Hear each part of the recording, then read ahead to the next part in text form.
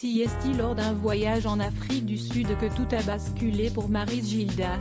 Je me suis rendu compte que Philippe mangeait très peu, il part chercher une caméra dans un bungalow et ne revient pas.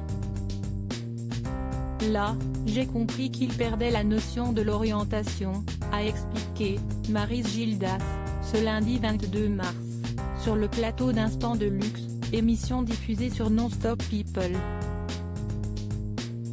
Dès son retour, le célèbre journaliste de Canal+ passe des examens médicaux qui révèlent une tumeur sur son rein gauche. Le médecin m'a dit qu'il était métastasé au cerveau. Là, j'ai compris, se souvient l'ex-animatrice de radio. Philippe Gildas a tenté une immunothérapie qui n'a finalement pas fonctionné. Il n'était plus l'homme qu'il avait été, c'était quelqu'un d'autre. Il s'est évanoui, il s'est éteint tout doucement, précise l'octogénaire.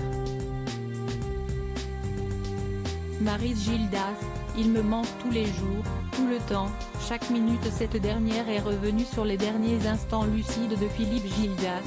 Il m'a serré la main et m'a dit « Tu sais que je ne t'ai jamais trompé ». Si est-il la dernière phrase qu'il a dite, car après, il n'était plus lucide. L'épouse de Philippe Gildas reste encore très affectée par le décès de son mari survenu en octobre 2018 à l'âge de 82 ans. Il me manque tous les jours, tout le temps, chaque minute. Si est-il terrible.